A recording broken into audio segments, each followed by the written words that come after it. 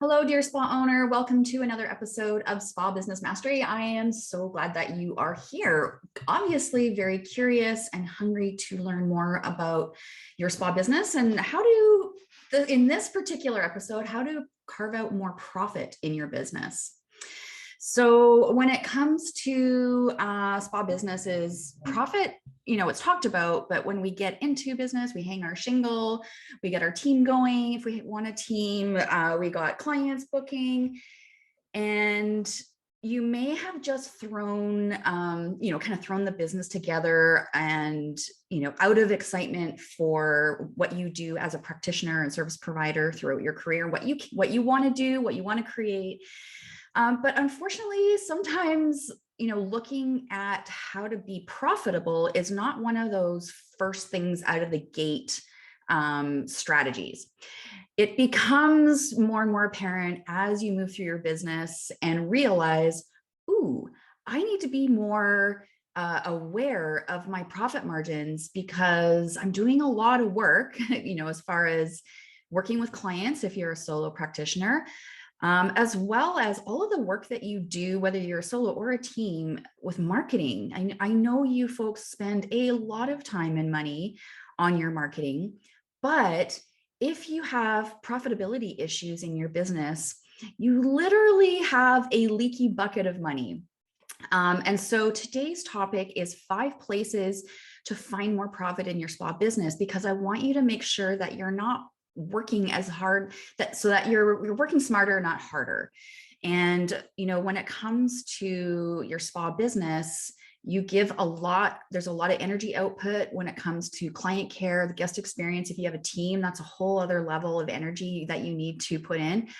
And so this is why it's so important that you, dear spa owner, are absolutely clear about your profit margins, about where you can find more profit in your business, how you can start squeezing more profit out of your business. That is on your list of to-dos if you are constantly finding that there's not enough money at the end of the month. All right. Now let's talk about those 5 particular places where you can find more profit in your business. Okay, so the first thing that I want you to consider is, or even ask you, have you done a cost per treatment exercise for all of the treatments in your business? Now, I know that the clients that I work with for coaching, almost every one of them comes to me without ever having done this exercise before. Some of them have come to me where they have done where they think that they've actually done their cost per treatments, but they're only including what it costs in terms of product, which you often get those sheets from your product lines, your product reps, as far as, okay, so 10% of the service costs this much, and that's of product. However, your only expense is not just product. You have to, when you're doing cost per treatments, also include the full overhead of your facility. So that includes your rent, your heat, your internet. It includes any admin payroll. So if you have a team and you've got reception, that's your admin payroll. That needs to be included in your yearly cost per treatment exercise. So, and the other piece is your payroll deductions. So that's where I see a lot of spas not realizing that they're actually missing a huge chunk of the equation, and why all of a sudden they get the light bulb as to why there's not enough money at the end of the month. They actually haven't included all of the relevant expenses. Okay, so that is your first place to look at if you're struggling for profit, is to do a cost per treatment analysis using a spreadsheet. So what else is in there? Yeah, I've got cost per treatment, your practitioner wages, your payroll deductions are included, and then on top of that, all of the overhead expenses. Okay, number 2, as far as finding more profit in your business. Now it's kind of opening a can of worms. So number 2 is your compensation structure. So now you'll understand why it's a can of worms. Compensation in the spa industry has traditionally been straight commission. I'd say over the past 5-ish years, we're seeing more and more spas shifting into hourly or hourly and a small commission. Now, that's because a lot of you have figured out that if you have a commission compensation system, that if your prices go up, so does your payroll expenses.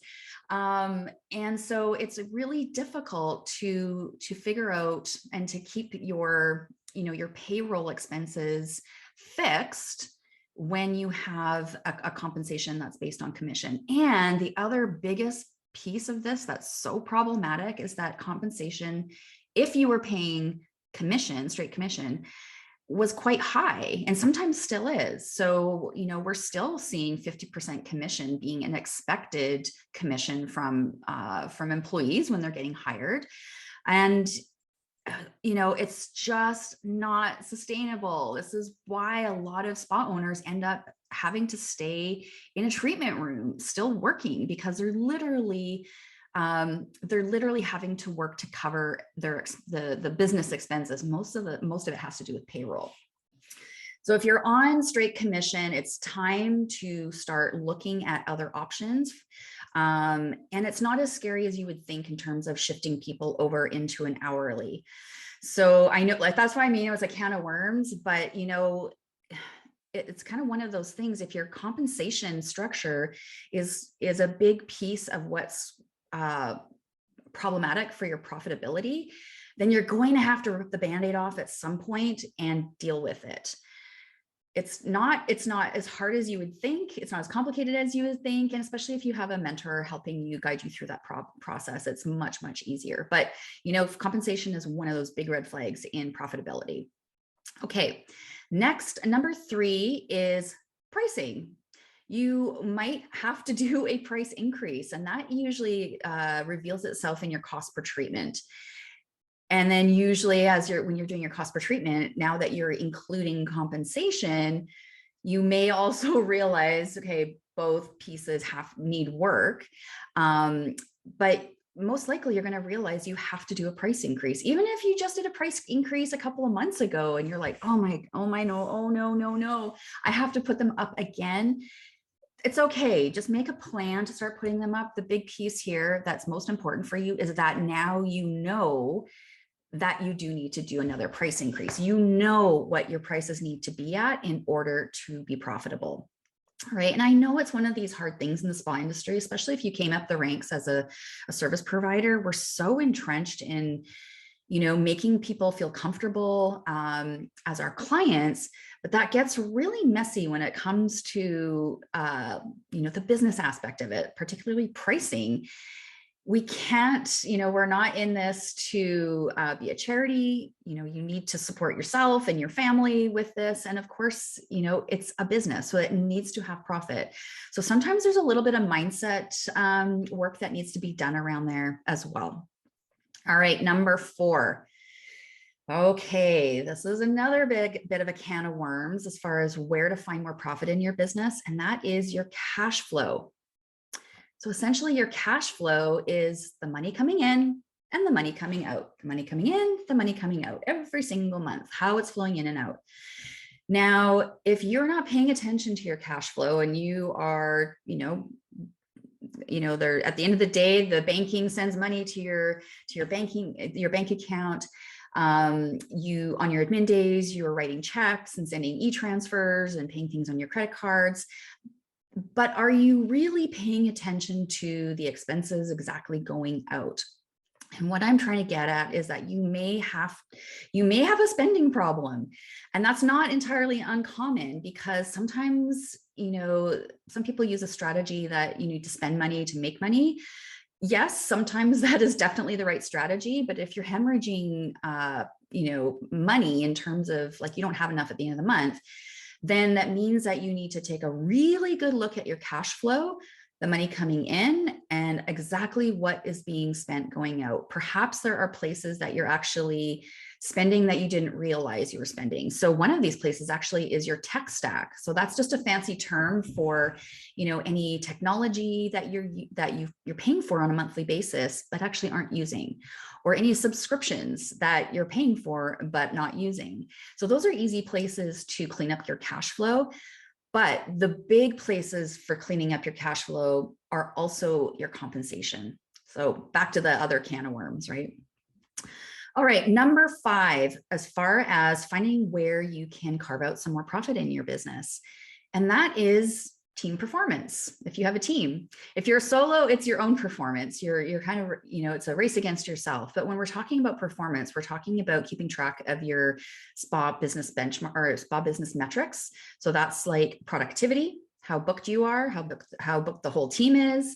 That is retail to service ratio, how much retail is being sold versus service, pre-booking or rebooking percentage, average ticket, that could be split up into average service ticket, average retail ticket, and of course, client retention.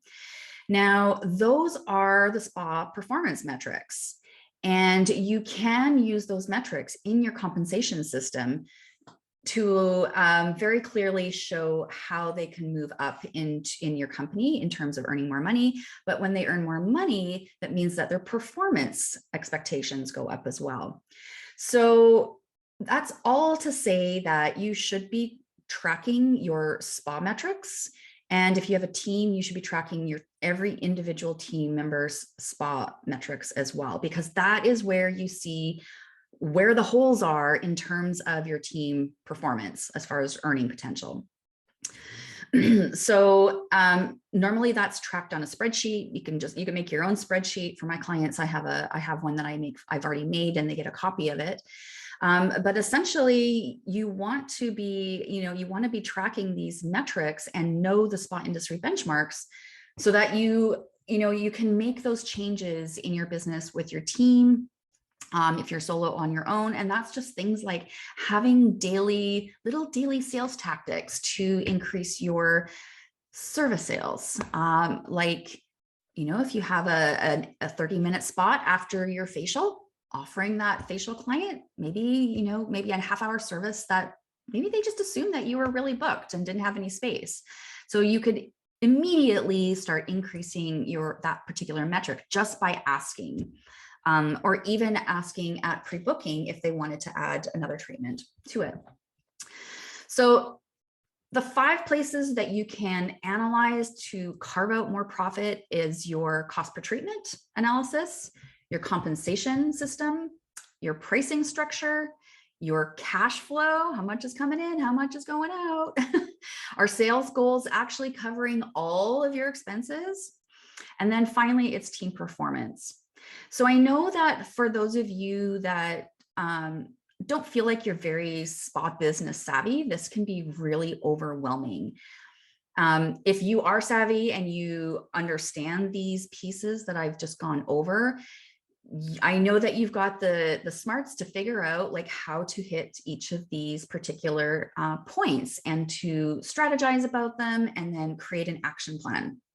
All right. Now, if you are struggling with your, profitability and where to carve out more profit, and it just completely overwhelms you as far as I don't even know where to start, even though you gave me these 5 things to look at, Kirsten, I still don't know where to start. That's okay. Let me know. I have a spa business VIP day profit maximizer, which is absolutely encompassing all of these things for you so that you don't have to do it yourself. I know that a lot of you that follow me have been listening to either my podcast or reading my blogs for years and have done the work on your own. I know that for sure because you've told me. But if you don't know how to do it on your own, that's okay too. And that's what mentors are here for, is to help you out. All right, so if you're struggling with profitability, it's time to do some digging into your business and look for those places that you could have some leaks in your bucket, because we need to plug them so that you're not wasting time and energy on your marketing, trying to fill the bucket that's just leaking, got big holes in it and leaking. All right, that's just way too much work. All right, that's it for me and Spa Business Mastery. We'll see you in a few weeks for our Spa Marketing with Delia. And I know you get a lot out of those particular podcasts, so stay tuned.